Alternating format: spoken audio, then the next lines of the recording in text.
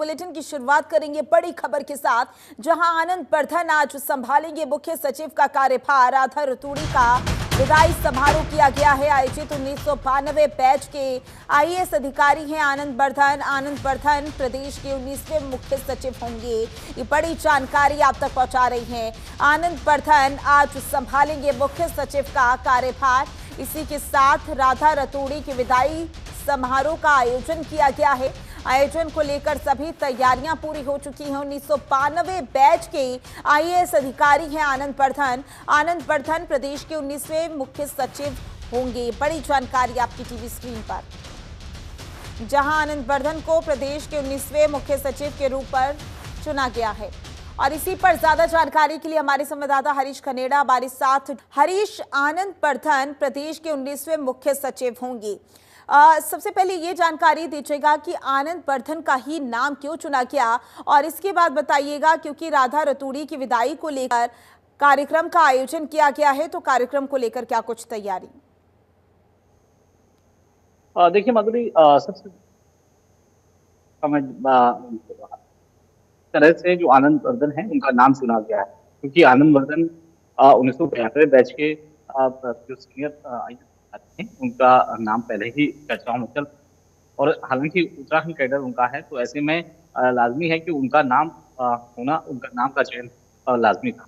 तो इसी तरफ क्योंकि आर.के. सुधांशु हैं या तमाम जो आईएएस अधिकारी वो उनसे जूनियर हैं, इस वजह से जो बाकी जो अधिकारी हैं उनका नाम नहीं सामने आया है। लेकिन जो आनंद बर्धन है, आनंद बर्धन 1992 के बैच के आईएएस अधिकारी हैं, उनका नाम इसलिए भी फाइनल किया गया है। और साथ ही साथ सबसे बड़ी बात है कि आनंद बर्धन लगातार उत्तराखंड में कई वर्षों से अपनी सेवा देते आए हैं, तो ऐसे में कहीं न कहीं जो उनका नाम है वो पैनल में रखा गया था। और हालांकि उनको दिल्ली भी टेस्ट करने की बात यहाँ पर की जा रही थी, लेकिन अब कहीं न कहीं जो प्रदेश के अगर उत्तराखंड कैडर की अगर बात करें तो आनंद बर्धन ही यहाँ पर मैच करते थे और उनका नाम इसलिए फाइनल हुआ। दूसरी बात है कि राधा रतूड़ी का आज उनका कार्यकाल पूरा हो चुका है। 6 महीने का एक्सटेंशन उनको मिला था, उसके बाद अब कार्यकाल पूरा हो गया है। अब खुद राधा रतूड़ी भी नहीं चाहती हैं कि उनका जो कार्यकाल है वो बढ़ाया जाए, और ऐसे में मुख्यमंत्री पुष्कर सिंह धामी की तरफ से भी कहा गया था।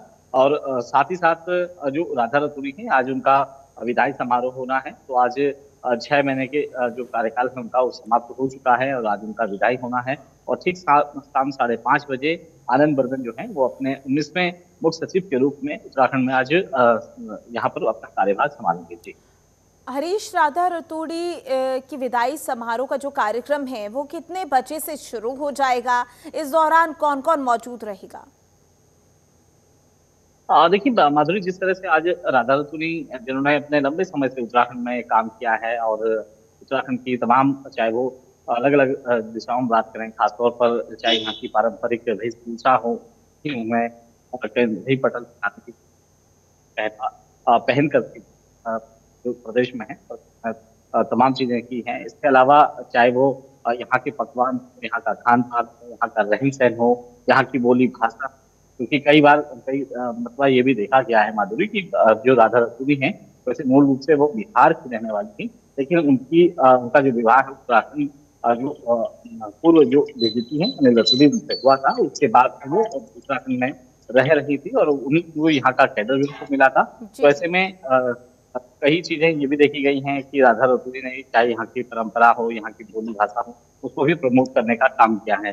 राधा रतूड़ी का बहुत बढ़िया कार्यकाल रहा है और लगातार चाहे वो मुख्यमंत्री पुष्कर धामी के साथ उनका जो कार्यकाल रहा है बखूबी के तरीके से उन्होंने अपना कार्यभार निभाया है। ऐसे में एक ईमानदार छवि में भी उनके जो नाम है वो सुनना है।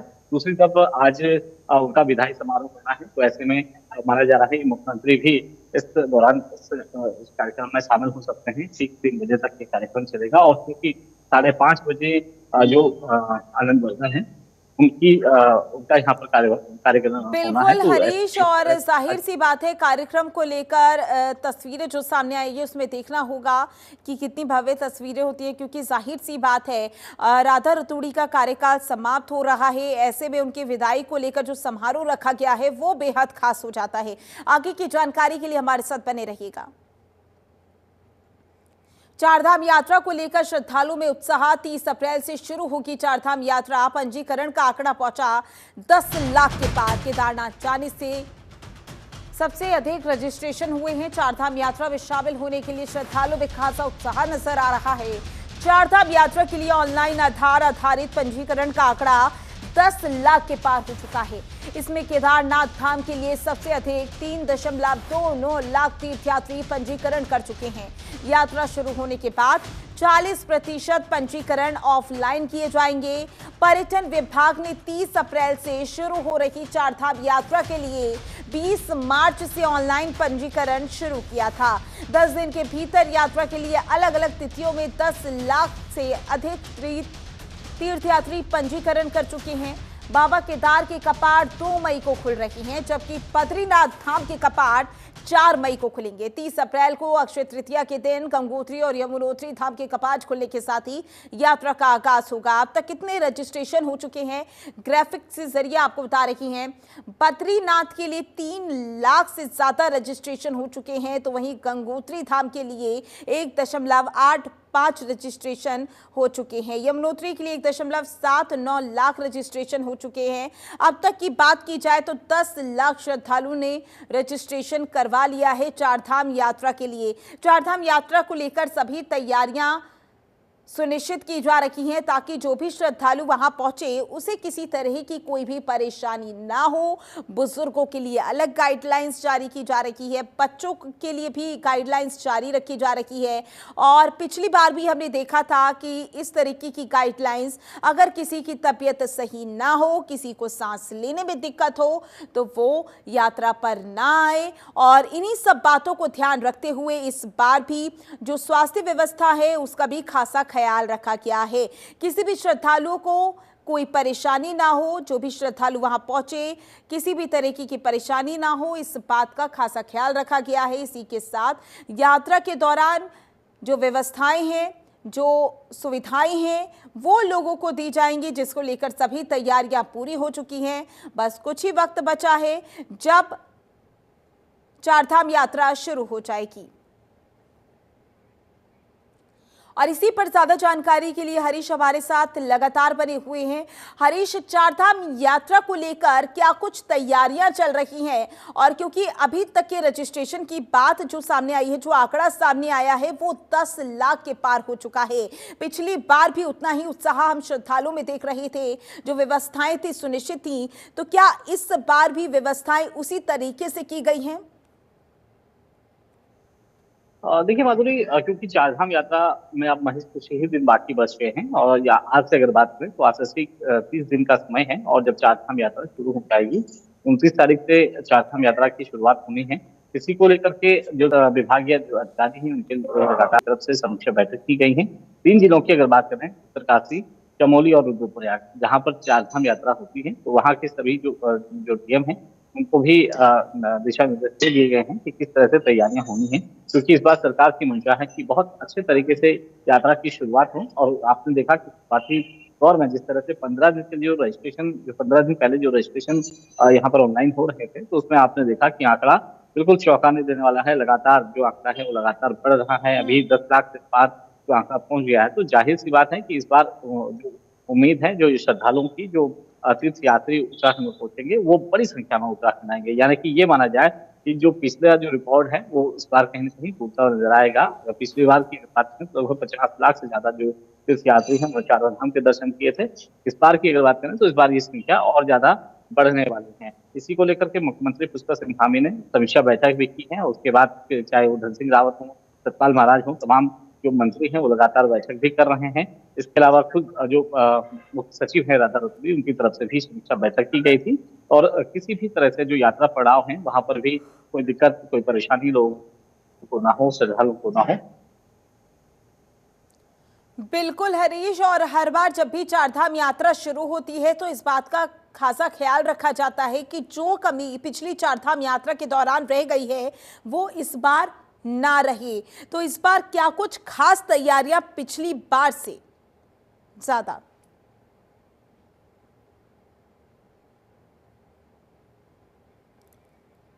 हरीश, आप मुझे सुन पा रहे हैं? जी मैं हरीश, क्योंकि हर बार चारधाम यात्रा में खास व्यवस्थाएं की जाती हैं, पिछली बार जो कमी रह जाती है वो हर बार चारधाम यात्रा के दौरान उस दौरान कमी ना रहे, इस बात का खासा ख्याल रखा जाता है। पिछली बार चारधाम यात्रा में क्या कुछ दिक्कत आई थी जो कि इस बार श्रद्धालु फेस ना करें? देखिए, सबसे बड़ी जो दिक्कतें होती हैं वहाँ पर पार्किंग की समस्या होती है और लोगों के आने-जाने की दिक्कतें लोगों के सामने होती हैं, क्योंकि अगर हम मई से अगर बात करें तो मई के बाद मानसून शुरू हो जाता है और ऐसे में लगातार लैंडस्लाइड और बारिश की जैसी घटनाएँ जो हैं वो बनती रहती है, जिससे कि जो श्रद्धालु हैं उन्हें दिक्कतें होती हैं।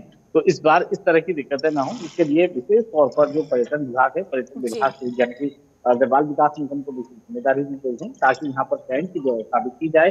जो श्रद्धालु हैं वो टेंट के अंदर भी रह सकते हैं। इसके अलावा जो होटल्स हैं उनमें भी लोगों की रहने ठहरने की अच्छी व्यवस्थाएं हो सके, इस तरह भी काम किया जा रहा है। दूसरी तरफ स्वास्थ्य विभाग की अगर बात करें तो स्वास्थ्य मंत्री हैं, उनकी तरफ से कहा गया है कि अभी जो यात्रा पड़ाव है वहाँ पर जो डॉक्टर हैं उनकी तैनाती की जा रही है और जो रूट हैं उसमें चाहे वो गंगोत्री रूट हो या इसके अलावा बद्रीनाथ और केदारनाथ का रूट हो, तो वहाँ पर भी जो हॉस्पिटल है, हॉस्पिटल की फैसिलिटीज बिल्कुल हरीश, और खासकर जो आंकड़ा सामने आया है अभी रजिस्ट्रेशन का, वो चौंकाने वाला आंकड़ा है। ऐसे में देखना होगा दिन ब दिन कितने रजिस्ट्रेशन और होते हैं और ये आंकड़ा कहां तक पहुंचता है। ज्यादा जानकारी के लिए बहुत बहुत शुक्रिया आपका।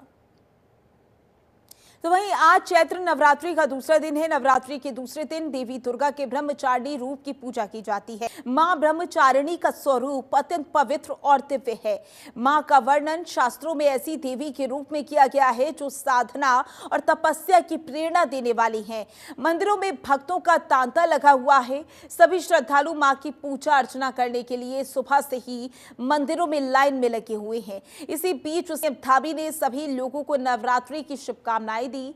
मुख्यमंत्री पुष्कर सिंह धामी ने प्रदेशवासियों को चैत्र नवरात्रि के द्वितीय दिवस की शुभकामनाएं देते हुए सभी की सुख समृद्धि और मंगलमय जीवन की कामना की है। सीएम धामी ने एक्स पर पोस्ट कर लिखा कि समस्त प्रदेशवासियों को मां आराधना को समर्पित पावन चैत्र नवरात्रि के द्वितीय दिवस की हार्दिक शुभकामनाएं। साधना, तप और अधिष्ठात्री मां ब्रह्मचारिणी आप सभी को संयम, धैर्य और आत्मबल प्रदान करें, यही प्रार्थना।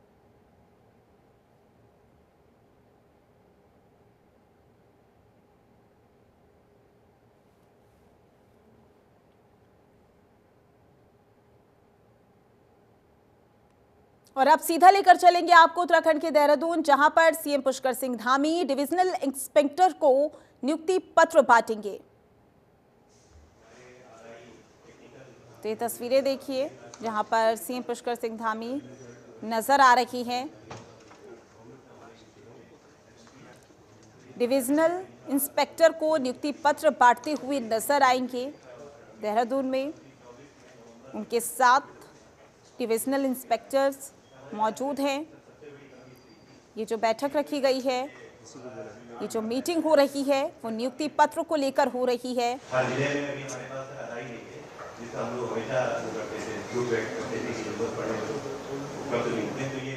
सीएम पुष्कर सिंह धामी की तस्वीरें आपको लगातार दिखा रही हैं, जहां पर आप देख सकते हैं कि डिविजनल इंस्पेक्टर्स मौजूद हैं और इसी दौरान सीएम पुष्कर सिंह धामी उन्हें नियुक्ति पत्र वितरित करेंगे।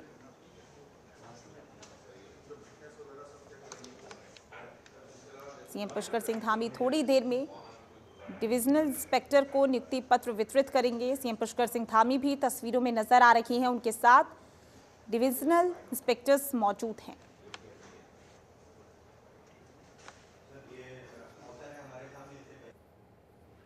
तो सीएम पुष्कर सिंह धामी को आप सुन रहे थे कि CM Pushkar Singh Dhami divisional inspectors को नियुक्ति पत्र थोड़ी देर में वितरित करेंगे। आगे बढ़ेंगे जहां हरिद्वार और ऋषिकेश की तर्ज पर रुड़की में गंग नहर के लक्ष्मी नारायण घाट पर मुख्यमंत्री पुष्कर सिंह धामी ने मां गंगा आरती का शुभारंभ किया। इस दौरान रुड़की में पहली भव्य और दिव्य आरती के दर्शन के लिए गंग नहर के दोनों घाटों पर श्रद्धालुओं का सैलाब उमड़ा। आरती शुरू हुई तो ऐसा नजारा दिखा मानो विश्व प्रसिद्ध तीर्थ स्थल हरिद्वार हरिद्वार की पौड़ी से चलकर मां गंगा रुड़की पहुंची हूं। मुख्यमंत्री ने लक्ष्मी नारायण घाट पर कन्याओं का पूजन कर आशीर्वाद लिया। इसके बाद विधि विधान और मंत्रोच्चारण के साथ मां गंगा का पूजन किया गया। इसके बाद घाट पर बनाए गए 5 आरती स्थल पर पुरोहितों ने बड़े दियों को प्रज्वलित किया। आरती स्थल को स्टील के चौकोर घेरे के रूप में बनाया गया था। इनमें से एक आरती स्थल मंत्री ने आरती का दीपक हाथ में लिया। शंखनाद के साथ ही जैसे ही मां गंगा की आरती शुरू हुई तो ऐसा लगा मानो हरिद्वार से चलकर मां जैसे रुड़की के लक्ष्मी नारायण घाट पर विराजमान हो गई हों। मुख्यमंत्री के साथ ही दोनों और घाटों पर उमड़े श्रद्धालुओं के सैलाब ने मां गंगा की आरती की और इस मौके पर सीएम ने कहा कि इस प्रकार का आयोजन करने से उत्तराखंड के पर्यटन को भी बढ़ावा मिलेगा, साथ ही भारतीय संस्कृति और धर्म के प्रति युवाओं का रुझान बढ़ेगा।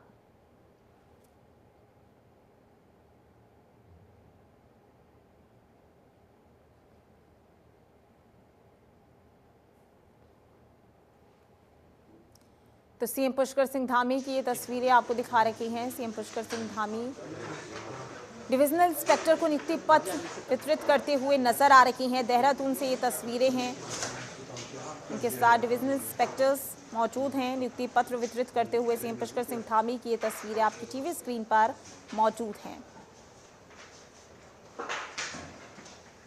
तो डीआई को सौंपेंगे नियुक्ति पत्र, यानी कि डिविजनल इंस्पेक्टर्स को। ये तस्वीरें जहां पर आप देख सकते हैं सभी के चेहरों पर वो खुशी नजर आ रही है।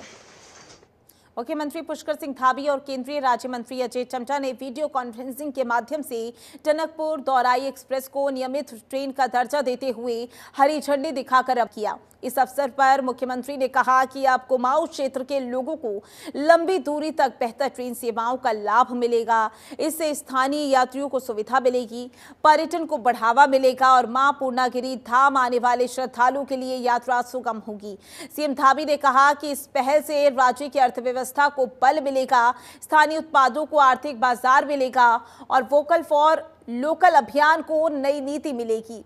एक स्टेशन एक उत्पाद योजना से क्षेत्रीय हस्तशिल्प और विशेष उत्पादों को राष्ट्रीय पहचान मिलेगी। इस पर मंडल रेल प्रबंधक भी मौजूद रही हैं। उन्होंने बताया कि ये एक्सप्रेस रेल सेवा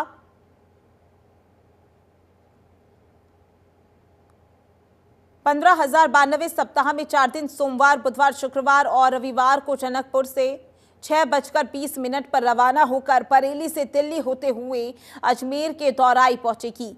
वहीं मुख्यमंत्री धामी ने टनकपुर दौराई एक्सप्रेस रेल सेवा को मां पूर्णागिरि के आशीर्वाद से एक स्वर्णिम अध्याय से जोड़ने वाली बताया। इस एक्सप्रेस सेवा से सीमांत क्षेत्र के लोगों को टनकपुर से पीलीभीत, बरेली, चंदौसी, मुरादाबाद, दिल्ली, माधोपुर, गुड़गांव, अजमेर, दौराई से जुड़ने का मौका मिलेगा। आज आदरणीय प्रधानमंत्री जी के नेतृत्व में आगे बढ़ाया जा रहा है और इस रेल के प्रारंभ हो जाने से बड़ी संख्या में मां पूर्णागिरि के धाम आने वाले श्रद्धालुओं को, तीर्थयात्रियों को बहुत सुविधा मिलने वाली है और हमारे इस पूरे क्षेत्र के लोगों को भी बहुत आसानी होने वाली है। निश्चित रूप से ये नई ट्रेन नियमित रूप से जो संचालित हो रही है नए रूप में, इसके संचालन से हमारे यहाँ की समृद्धि, व्यापार सभी को बढ़ावा मिलेगा। मैं एक बार फिर से मां पूर्णागिरि को नमन करते हुए, मां शारदा मैया को नमन करते हुए अपने सभी उपस्थित भाइयों बहनों को यहाँ पर आज इस ट्रेन की नियमित संचालन की बधाई देते हुए आप सबको शुभकामनाएं देता हूं। बहुत बहुत धन्यवाद। जय हिंद, जय भारत, जय उत्तराखंड। तो वहीं हरिद्वार लोकसभा क्षेत्र के बीजेपी सांसद त्रिवेंद्र सिंह रावत द्वारा लोकसभा में दिए गए बयान के बाद इन दिनों उन्हें जनता के गुस्से का सामना करना पड़ रहा है। हाल ही में दिए बयान से खफा ऐसी समाज के लोग विरोध प्रदर्शन कर रहे हैं। हरिद्वार के ज्वालापुर के मोहल्ला कड़च में ऐसी समाज के लोगों ने विरोध प्रदर्शन किया। प्रदर्शनकारियों ने सांसद त्रिवेंद्र सिंह रावत के खिलाफ नारेबाजी की और अपनी नाराजगी जाहिर की है। दलित नेता दिनेश दुबे का कहना है कि वरिष्ठ आईएएस अधिकारी पर हरिद्वार सांसद त्रिवेंद्र सिंह रावत ने अभद्र टिप्पणी कर दलितों का अपमान किया है। उन्होंने त्रिवेंद्र सिंह रावत के इस्तीफे की भी मांग की है। सांसद को तत्काल पद से इस्तीफा देना चाहिए। उन्होंने दलित अधिकारी को गलत शब्दों का प्रयोग कर उन्हें ठेस पहुंचाई, जिसको बिल्कुल बर्दाश्त नहीं किया जाएगा। त्रिवेंद्र रावत ने संसद भवन में एक ज्ञान दिया गया है, जिसमें हमारा दलित समाज बड़ा ही उसकी घोर निंदा करता है, क्योंकि त्रिवेंद्र रावत जी को हमारे एससी समाज ने संसद तक पहुंचाने का काम किया था। यदि त्रिवेंद्र रावत जी इस जन आंदोलन की घोषणा करेंगे और सड़कों पर उतरकर जगह जगह इसका आंदोलन किया जाएगा। तो वहीं चैत्र नवरात्रि के दूसरे दिन हरिद्वार में श्रद्धालुओं का जन सैलाब उमड़ पड़ा है। विशेष रूप से शिवालिक पर्वत पर स्थित मां मनसा देवी मंदिर में श्रद्धालुओं की भारी भीड़ देखने को मिल रही है। मां के दर्शन कर भक्तजन अपनी मन्नतों के धागे बांध रहे हैं और सुख समृद्धि की कामना कर रहे हैं। माना जाता है कि मां मनसा देवी अपने भक्तों की सभी मनोकामनाएं पूरी करती हैं। पुराणों के अनुसार महिषासुर राक्षस के अत्याचारों से त्रस्त देवताओं ने मां दुर्गा से प्रार्थना की थी। देवताओं की प्रार्थना पर मां दुर्गा ने अपने मन से अवतार लिया, जिसके कारण उन्हें मनसा देवी कहा गया है। तभी से मां मनसा देवी शिवालिक पर्वत पर विराजमान है। श्रद्धालुओं का मानना है कि मां मनसा देवी के दरबार में जो भी सच्चे मन से प्रार्थना करता है, उसकी सभी इच्छाएं पूरी होती हैं। नवरात्रि के अवसर पर यहां विशेष पूजा अर्चना और भव्य आरती का आयोजन किया जा रहा है।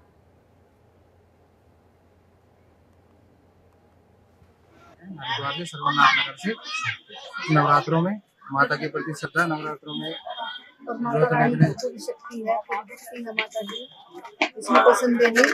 माता रानी से जो इच्छा रखते हैं पूरी करते हैं। छठे महीने ही लेके जाते हैं यहाँ से माता रानी।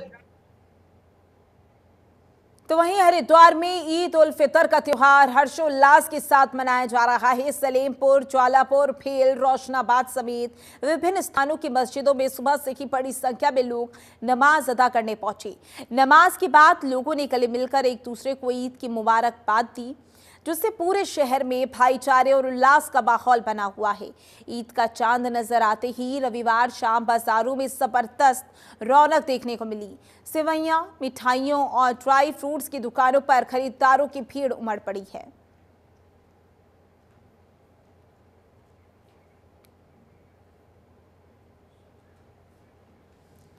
फिलहाल के लिए इस बुलेटिन में बस इतना ही। बने रहें जनतंत्र टीवी के साथ। नमस्कार।